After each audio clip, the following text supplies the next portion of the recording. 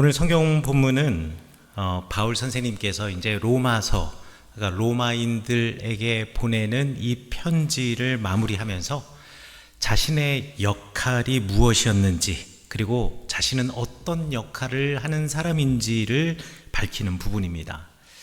바울 선생님께서는 오늘 성경 본문 말씀에서 자신을 무엇이라고 이야기했느냐? 복음의 제사장이다 라고 이야기를 했습니다. 그러면 복음의 제사장이라는 말은 무슨 뜻이고, 또 복음의 제사장이라고 한다면 어떤 일을 해야 할 것인가, 또 어떤 역할을 감당할 것인가 라는 것에 대해서 오늘 나누고자 하는데요, 이것을 이해하기 위해서는 이 복음의 제사장이 되기 위해서 바울이 무엇을 하였는가 라는 것에 대해서 생각해 보아야 하겠습니다. 구약시대 때 율법이 말하고 있는 제사장과 우리 바울 선생님이 말씀하시는 복음의 제사장 사이에는 분명한 차이가 있었습니다. 율법의 제사장이라고 한다면 우리 출애굽기 28장에서 말하고 있는 것과 마찬가지로 아론의 자손이어야 했습니다. 아론의 자손이라고 한다면 태어날 때부터 제사장입니다.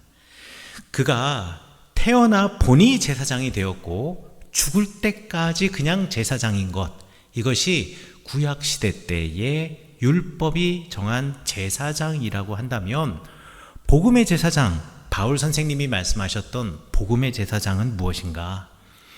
예수님의 부르심으로, 예수님이 나의 어떠함 때문에 나를 부르신 것이 아니라 예수님의 은혜로, 하나님의 은혜로 부름을 받은 이가 바로 제사장이며, 심지어는 그럼에도 불구하고 하나님께서 제사장 삼아주신 분이 바로 복음의 제사장이라는 것입니다. 생각해보면 바울 선생님은 제사장이 될 만한 자격을 갖춰본 적이 없습니다.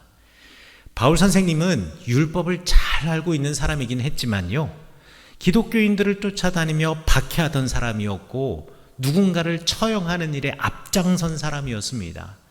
누군가를 피 흘리게 하던 사람이었고, 스데반 집사님을 초대교회에서 순교자로 만들 때 그 스데반 집사님의 옷을 맡고 있었던 젊은 청년이 바울이었습니다.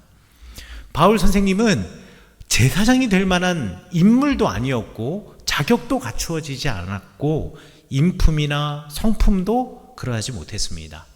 그럼에도 불구하고 하나님께서는 바울의 어떠함 때문이 아니라 은혜로 바울 선생님을 불러주셨고 그를 복음의 제사장 삼아주셨다라는 것입니다. 이것이 바울 선생님에게는 큰 도전이었고, 그리고 이것이 신앙의 고백이었습니다.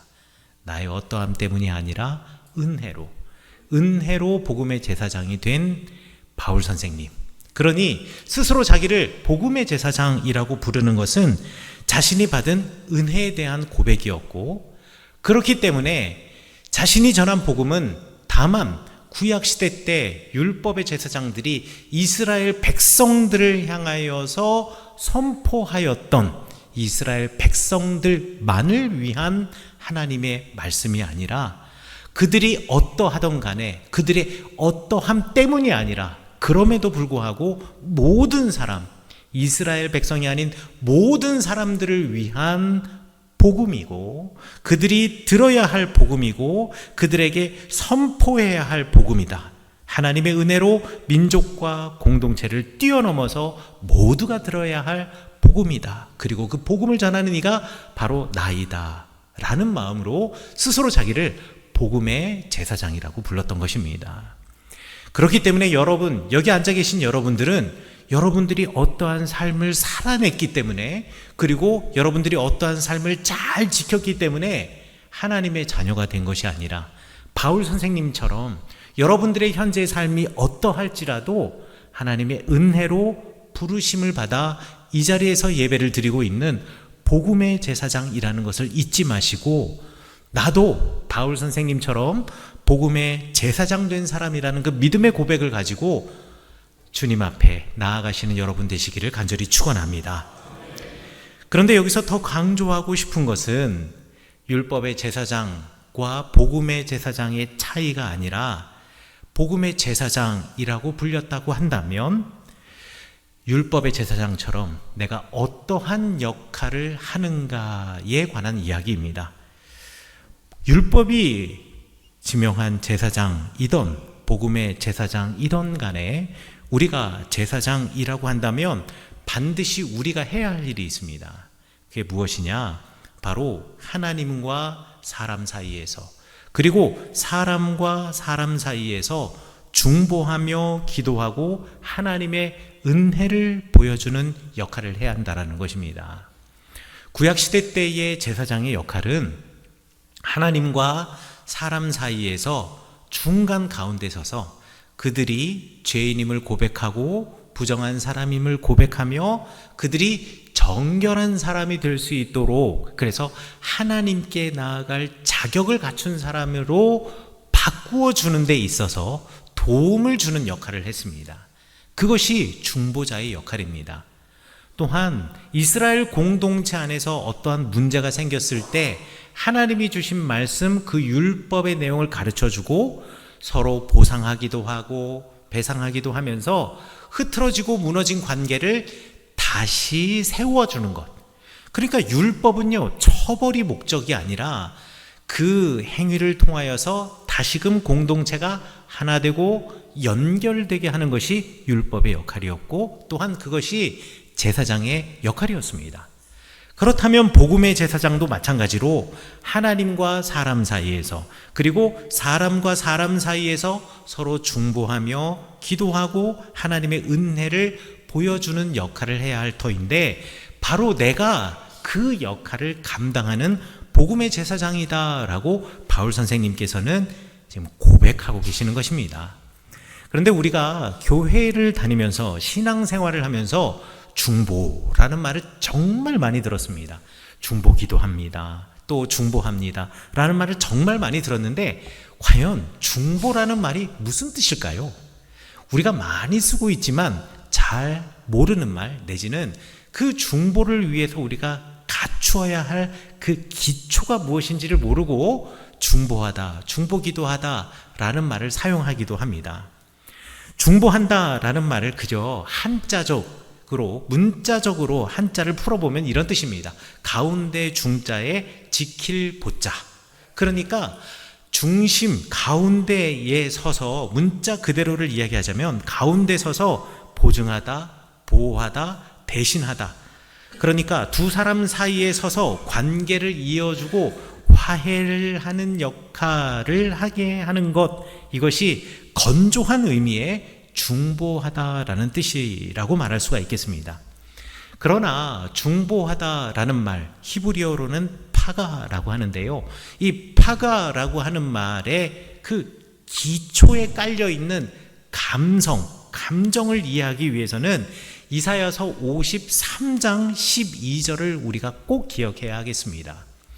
이사야서 53장은요, 우리가 흔히 고난받는 종의 노래다라고 이야기합니다. 이사야 선지자가 다가올 미래, 우리에게 오실 메시아를 예언하면서 그 메시아이신 예수 그리스도께서 어떠한 역할을 하실 것이냐라는 것에 대하여 선언하는데 이렇게 말합니다. 그가 많은 사람의 죄를 담당하며 범죄자를 위하여 중보하실 것이다. 여기서 말하는 중보라는 말, 그리고 파가라는 말은 간절하게 개입하고 간절한 마음으로 그를 대신해서 나선다라는 의미를 가지고 있습니다. 그러니까 그냥 중간에서 내가 다리의 역할을 합니다.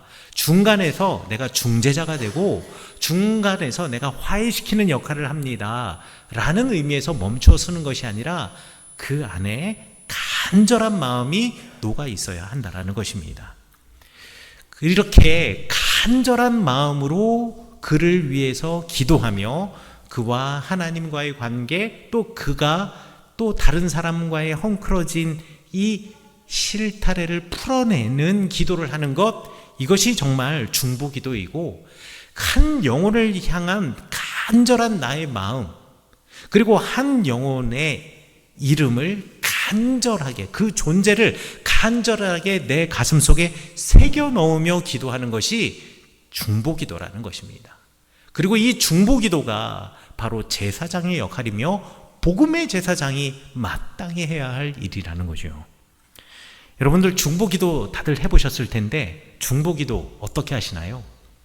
저는 중보기도라는 것이 이런 거다라는 것을 제가 첫 목회를 했던 교회에서 배웠습니다.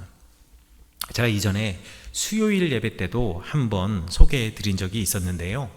제가 첫 목회를 하던 때 저희 교회에 장로님이 계셨습니다. 그런데 이 장로님은 저랑 너무 호흡이 잘 맞는 장로님이세요. 저희 교회 그때 당시 이제 예배 드리던 교인들이 처음에는 12명에서 이제 첫 예배를 시작을 했고, 그 다음에 조금씩 부흥해서 뭐 평균적으로 20명에서 24명 정도 예배 드리는 교회가 되었습니다. 저는 저희 교회 교인들을 다 당연히 잘 알고 있고, 저희 교회 교인들의 가족들도 당연히 다 잘 알고 있죠. 그런데 가끔씩 명절 때가 되면은 이렇게 찾아오시는 분, 방문하셔서 예배 드리시는 분들이 계십니다. 우리 교회 교인들의 뭐 며느리일 수도 있고 친척일 수도 있습니다. 그런데 우리 교회 교인들의 며느리나 친척이라면 당연히 제가 잘 알 텐데, 우리 교회에서 신앙생활하지 않는 어디 저기 큰 골, 작은 골, 텄골 뭐 이런 데서 그냥 시어머니, 시아버지 방문하는 며느리들이 주일이 되어서 와서 예배 드리시면 제가 얼굴은 본 기억이 있지만 그분의 성함을 알 턱이 있겠습니까? 제가 잘 모르겠죠. 그러면 예배를 드릴 때 예배 이제 하면서 광고 시간이 되면 함께 예배 드리시는 분들은 이제 소개해야 하는데, 분명히 한 번 본 얼굴인데 저 누군지 몰라서 소개를 못하면 이게 진짜 큰 망신이고 또 그분에게는 상처가 될 수도 있지 않을까요? 그래서 그때가 되면 제가 되게 당황스러우면 제가 하는 게 있습니다. 꼭 하는 게 뭐냐면, 지금 저 뒤에 지금 유서우 자매님 앉아 계시는데 저 자리에 늘 이은자 장로님이 앉아 계셨어요. 제가 이름을 말하면 안 되는데 갑자기 이름을 말해서 그 장로님이 앉아 계시는데 그 장로님을 보고 이렇게 딱 눈웃음을 딱 치면은, 이렇게 눈웃음을 지으면은 이은자 장로님이 딱 아시는 거예요. 캐치하시고 이제 헌금 바구니가 앞으로 나올 때 여기 종이에다 써주십니다. 그래서 텄골에 있는 내지는 큰 골에 있는 누구누구시 댁 며느리 아무개 집사 어느 교회 출석 작년 몇 월 며칠에 우리 교회에서 예배 드리심 해가지고 딱 써주시는 겁니다. 그러면 제가 그 종이를 보고 아무개 집사님 작년 몇 월 며칠 날 우리 교회 방문하셔서 함께 예배 드리셨는데 올해 또 오셔서 예배 드리신다고, 함께 예배 드리신다고 우리 환영합니다 박수해 드리자고 이렇게 박수를 쳐드립니다. 저는 그래서 이 장로님 너무 좋아요. 이 장로님이 가정이 그렇다고 해서 이 장로님이 어릴 때부터 이 동네에서 자라와서 온 동네 사람을 다 잘 알고 있느냐? 그거 아니에요.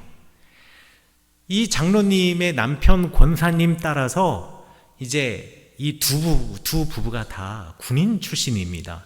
그러니까 중령으로 예편하시고 오셨고, 또 아내 되시는 이 장로님은요, 중위로 이제 예편을 하신 거예요. 결혼을 해가지고 이제 그만두셔서.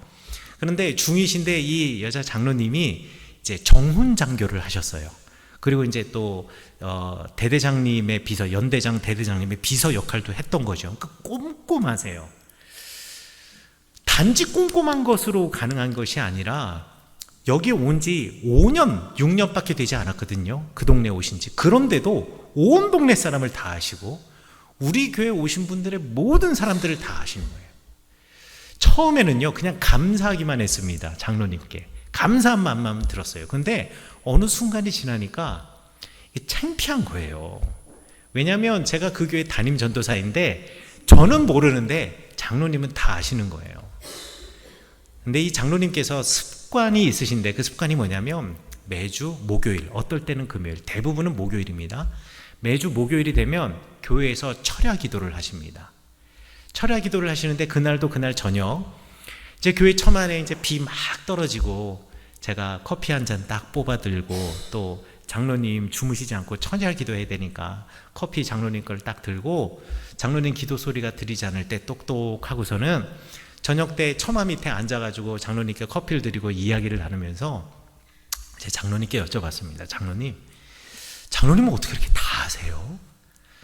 근데 장로님이요, 저는 장로님께 그렇게 하라고 말씀드린 적도 없는데 장로님이 알아서 A3 종이의 크기에다가 교인들의 출석표를 다 만들어 놓으셨어요. 그래가지고 매주마다 출석 체크를 하시는 거예요. 누구는 왔고 누구는 안 왔고. 그럼 뭐 교인 수가 얼마나 된다고요? 금방 알잖아요. 그래서 안 오면 꼭 그 주간에 가서 신방하시고, 무슨 일이 있냐, 편찮으시냐, 어디 가셨냐, 이런 거 다 확인해서 거기다가 촘촘하게 다 써놓으시는 거예요. 그리고 누가 오시잖아요. 그러면 그 출석표 아래에다가 그분 성함하고 며칠 날 오셨다 날짜까지, 그리고 어느 집 며느리다까지 다 써놓으신 거예요. 그리고 난 다음에 매주 목요일 저녁 철야하실 때만 되면은요, 그 출석표 딱 갖다 놓고 기도하시는 거예요. 아, 이분은 이러이러해서, 그러면서 그 가족을 그냥 그 출석표가 하나의 교적부가 되는 거 가지고 한 사람 한 사람씩 기도하다 보면 철야 기도 시간이 모자라다라는 거예요. 왜? 그 사람들 기도 제목 하나하나 놓고 다 기도하니까. 제가 그 이야기를 들으면서 얼마나 부끄러운지 모르겠습니다. 제가 담임 전도사임에도 불구하고 저는 그렇게 기도 못했거든요. 그런데 그 장로님 그렇게 기도하시는 거예요. 그래서 그때 이후로 저도 장로님처럼 장로님 닮아 흉내 내면서 새벽 때가 되면 우리 교인들 한 명 한 명을 불러가면서 기도하고, 그리고 그 습관이 지금까지 계속되어서 지금도 새벽 기도 인도가 딱 끝나고 나면 항상 제가 이 아이패드로 교적부를 열어놓고 속회별로 쭉 돌아가면서 한 명 한 명 기도하면서 그 자녀들, 그리고 우리 교회에서 신앙생활 하지 않지만 그럼에도 불구하고 그 자녀들까지 한 명 한 명 이름 불러가면서 기도하게 되었습니다. 그게 중보기도예요. 그 장로님께서는 그 사람의 이름을 사실 그 출석부에 기록을 한 것이 아니라 그 장로님의 기도의 언어 속에 기록해 놓고 새겨 놓았고 그의 삶 속에 새겨 놓았던 겁니다. 그러니 기도하면 그 사람의 이름이 나오고, 또 그 사람의 기도의 제목이 나오고, 또 그 사람의 어려운 것과 또 그 사람의 감사한 것들을 떠올리며 함께 그를 위해서 기도해 주시는 거죠. 이게 중보기도라는 겁니다. 여러분들은 중보기도 해보신 적 있습니까? 다시 한번 또 물어보겠습니다. 또 중보기도 해보신 적 있으십니까? 성경에도 이러한 중보의 기도에 좋은 예가 있습니다. 바로 모세의 기도인데요. 출애굽기 32장에 보면 모세가 기도를 하는 내용이 나옵니다. 그 상황이 어떤 상황이고 어떤 기도의 내용이냐면, 이런 기도의 내용은 먼저 이렇습니다. 출애굽기 32장 32절에 보면, 하나님, 그러나 이제 그들의 죄를 사하여 주옵소서. 그렇지 아니하시오면 원하건대 주께서 기록하신 책에서 내 이름을 지워버려 주십시오. 주님의 생명책에서 내 이름 지워도 좋습니다. 대신에 그들을 좀 용서해 주세요. 이게 모세의 기도였습니다. 모세가 어떨 때 이 기도를 했던가? 모세가요, 하나님을 만나기 위해서 시내산 위로 올라갔습니다. 그런데 올라가서 40일이 돼도 내려오질 않는 거예요. 그러니 백성들이 마음이 두근거리고 불안해지기 시작했습니다. 왜냐하면 이 모세가 자신들을 출애굽 이집트에서 탈출시켜서 여기까지 인도한 그들의 실질적인 지도자예요. 이 광야에서 어떻게 걸어가고 어디로 걸어가야 할지 알고 있는 유일한 사람이 누구냐? 모세였습니다. 그런데 모세가 그 산에 올라가서 내려오질 않는 거예요. 40일 동안. 그 산에 올라갈 때 모세가 밥을 싸갔던가? 그렇지 않았어요. 물주머니를 가져갔던가? 그런 말 성경에 없습니다. 그냥 올라갔어요. 언제 내려올지도 모르고, 아마 모세는 그날 올라가서 하나님 만나고 그날 내려올 생각으로 올라갔을지도 모릅니다. 그리고 백성들도 그렇게 생각했을지도 모릅니다.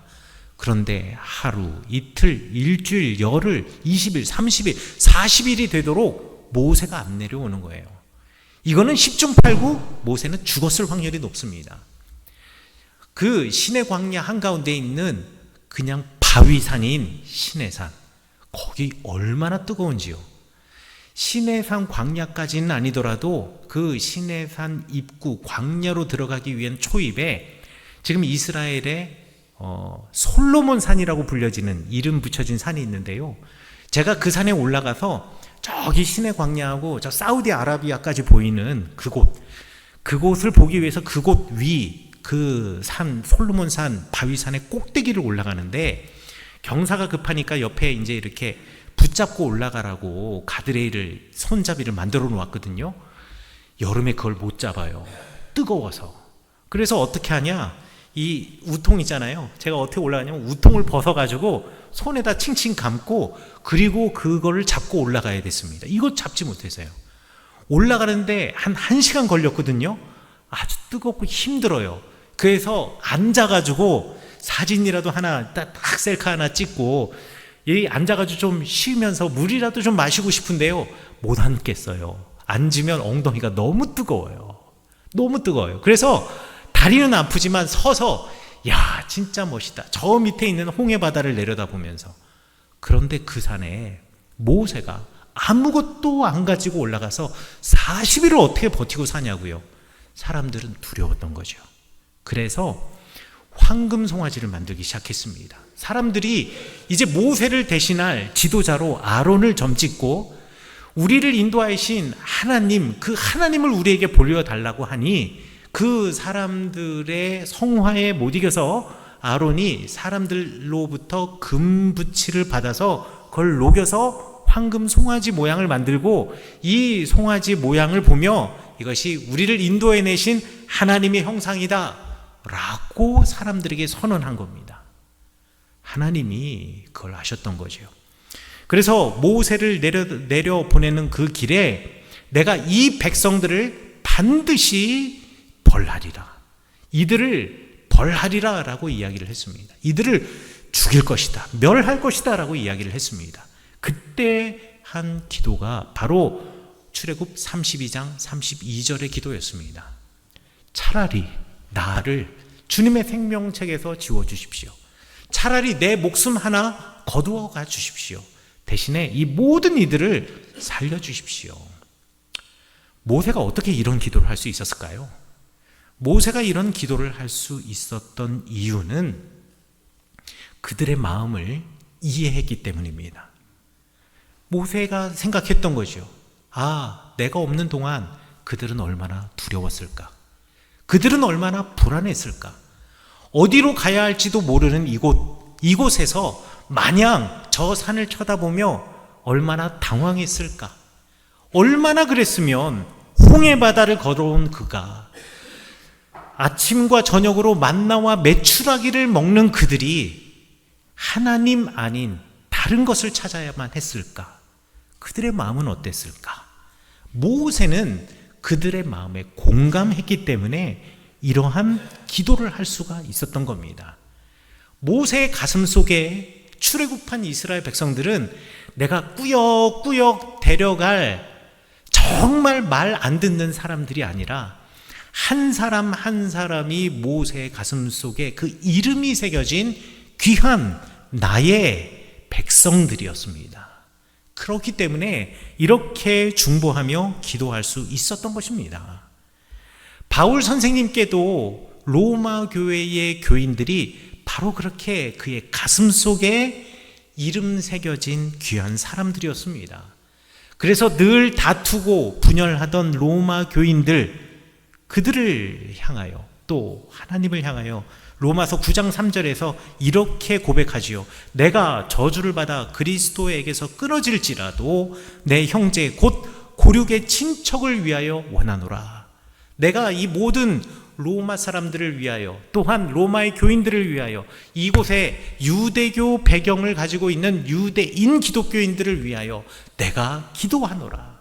이방인 기독교인들을 위하여 내가 기도하노라. 왜? 그들이 바로 내 가슴 속에 새겨진 나의 고륙이자 친척, 내 가족이기 때문에. 성경에는요, 예레미야도 이렇게 기도했고요, 예수님도 이렇게 기도했습니다. 시편에 보면 눈물로 씨 뿌리는 자가 기쁨으로 단을 거두게 하옵소서 노래하며 우리를 포로에서 다시 하나님의 땅 유다로 가게 하옵소서, 그들의 기도를 들어주옵소서 간절히 기도하고 있습니다. 이게 바로 중보기도입니다. 이게 바로 제사장, 복음의 제사장이 드려야 할 기도입니다. 그리고 이와 같은 기도는 항상 용서와 화해를 이끌어냈습니다. 하나님과 사람 사이의 용서와 화해를, 그리고 사람과 사람 사이의 용서와 화해를 이끌어냈습니다. 이게 중보기도의 힘입니다. 여러분도 살다 보면 누구와 누구 사이에서 매우 난처한 경험들이 있을 겁니다. 어떤 A와 B라고 하는 사람이 서로 다툴 때 여러분들이 그 중간에 끼었다고 쳐보세요. 여러분들 A와 B가 다투고 있으면 누구 편을 드시겠습니까? 제가 여러분들에게 지혜를 알려드리겠습니다. 이 둘 중에 잘 들어보고 이 사람 말이 맞아 라고 하며 그 사람의 편을 드는 순간 여러분들은 A와 B 다투고 있는 두 사람 모두 이 둘의 화해를 막는 걸림돌이 되시는 겁니다. 사실 온전히 누가 옳고 온전히 누가 그른 경우는 거의 없습니다. 그런데 누군가가 둘이 다투고 나서 한 사람이 내게 찾아와서 그간에 있었던 일을 이야기하면서 누군가 그 상대편을 비난할 때, 야 맞아, 네 말이 맞네, 듣고 보니 걔가 너무했네, 어쩜 그래, 내가 그렇게 안 봤는데 하면서 그 사람에게 맞장구 쳐주면 그 사람하고의 관계는 좋아질 것 같지요. 여러분, 길게 보면 모두하고 다 나빠지게 됩니다. 여러분들이 정말 지혜 있는 사람이라면 이렇게 말씀하셔야 됩니다. 그렇게 말하고 다투고 난 다음에 내게 찾아와서 말하는 사람에게 그래, 속상했겠네, 네 말을 들어보니 정말 네가 그렇게 생각할 만했겠다. 그런데 혹시 걔 다른 애, 그 B, 걔는 뭐라고 이야기하든 걔는 왜 그랬대? 걔 말을 들어봤어? 걔 말을 한번 들어보면 어떨까? 라고 이야기할 수 있어야 됩니다. 감정에 대해서, 화난 그 사람의 감정, 분노한 그 사람에 대한 감정에 대해서 공감하고 그 다음에 시각을 전환시켜 주어서 결국 화해로 가게 해야 된다는 겁니다. 일방적으로 편드는 거요, 결국 그도 망치고 나도 망치는 일입니다. 시각을 변화시켜 주어야 합니다. 바울 선생님도 그랬죠. 지금 로마 교회는요, 기독교인 중이라고 말하는 사람들 중에서도 유대교를 바탕으로 하고 있는 유대인 기독교인들과 이방인 기독교인들이 율법의 문제, 음식의 문제, 그 다음에 주일을 거룩한 날로 지키냐 마냐의 문제, 할례의 문제, 이런 문제들로 계속 다투고 있는 중간이었습니다. 그런데 14절에서 바울 선생님은 오늘 본문 말씀에서 뭐라고 말씀하시는지 아십니까? 그 둘 모두에게 내 형제들아, 너희가 스스로 선함이 가득하고, 그래 너희들 선하고 모든 지식이 차서 너희들이 지혜로워서 서로 권하는 자, 서로에게 이렇게 하세요 이렇게 하세요 말하는 사람들임을 나도 알고 있다. 공감해 줍니다. 그런데 그리고 난 다음에 15절에 뭐라고 얘기하느냐? 그런데 내가 너희로 다시 생각나게 하려고 하나님이 주신 은혜의 말을 하건대, 내가 너희들 다시 한번 생각해 보고자 이 말을 해주는데 정말 하나님의 마음이 그럴까? 정말 예수님의 마음도 너희들과 같을까? 이렇게 감정에 대해서는 먼저 공감을 해주고 곧바로 시각을 전환시켜 줍니다. 하나님이라면 어떻게 하실까? 예수님이라면 어떻게 하실까? 바울 선생님은 오늘 편지를 끝내면서 마지막 부분에 이렇게 스스로 복음의 제사장임을 선언하면서, 그리고 복음의 제사장이라면 어떻게 해야 하는가라는 모습을 우리가 먼저 그들에게 공감해주고 그 다음에 그들의 시각을 전환해 주는 사람이 되어야겠다라고 이야기를 합니다. 바울 선생님은 둘 모두를 위하여서 기도했고, 다투는 이들 모두를 위해서 기도했고, 그들의 나약함과 불완전함을 하나님께 아뢰면서 함께 바뀌어 가기를 원하셨습니다. 그것을 간구하셨습니다. 그래서 바울 선생님은 복음의 제사장이라고 말할 수 있는 겁니다. 그들 사이에서 용서와 화해를 구하며 중보자가 되고, 그들 중 하나가 아니라 그들 모두를 자신의 가슴 속에 그 이름을 기억해 놓고, 그리고 그 존재를 새겨 넣어 그들을 위해서 기도하더니 이야말로 진정한 중보자 제사장 아니겠습니까? 그런데 그 기준이 뭐라고요? 하나님이고 예수 그리스도이며, 예수 그리스도께서 이 땅에 우리에게 보여주신 삶과 말씀이었기에 복음의 제사장이라고 부르는 것입니다. 사람들에게 하나님의 은혜를 보여주고 하나님의 마음과 그리스도 예수님의 성품을 보여주는 복음의 제사장, 이것이 바로 나이고 내가 그렇게 되기를 원하노라 라는 간절한 마음이 오늘 성경 본문 말씀에 새겨져 있는 것입니다. 바울 선생님은 복음의 제사장이라고 스스로 자기를 정의하였고, 또 그렇게 정의하면서 자신이 그렇게 되기를 간절히 원하셨습니다. 이것은 복음의 제사장이 바울의 역할이며 동시에 바울 선생님의 일생의 꿈이라는 자기 고백입니다. 바울 선생님의 꿈이 저는 여러분들의 꿈이 되시기를 간절히 축원합니다. 여러분 가슴 속에 기도해야 할, 그래요, 나의 가족은 당연한 거죠. 나의 친척은 당연한 거죠. 그러나 혈연을 뛰어넘어 정말 내 가슴 속에 새겨놓고 기도할 그 한 사람, 그 한 사람이 바로 여러분의 이웃이 되고 여러분의 옆에 계신 분이 되고 우리 교회 공동체가 되기를 간절히 축원합니다. 그리고 그를 위하여서 중보하며 기도함으로 복음의 제사장 바울 선생님과 같은 복음의 제사장이 되시는 여러분 되시기를 간절히 축원합니다. 저는 우리 교회의 모든 성도들의 가슴 속에 이렇게 다른 교회, 다른 사람들의 이름들이 새겨지기를 또한 간절히 원합니다. 우리가 사랑의 주일로 지키는 이유는 단지 우리에게 드려진 헌금이 힘들고 어려운 사람에게 도움을 주어야지 라는 어떤 물질적인 도움에서 끝나는 것이 아니라, 우리가 돕는 그 교회, 그리고 그 목회자 또는 그 사람들의 이름을 우리 가슴 속에 새겨놓는 것이고 우리 기도 속에 새겨놓는 것이라는 것을 잊지 말아야 하겠습니다. 그래서 우리 모두가 그리스도 예수 안에서 복음의 제사장이 되고, 우리 모두가 서로 하나가 되고 화해하고 용서하고 서로를 살리는 주의 사람이 되어야 한다라는 것을 잊지 않고 늘 기도하시는 여러분 되시기를 간절히 축원합니다.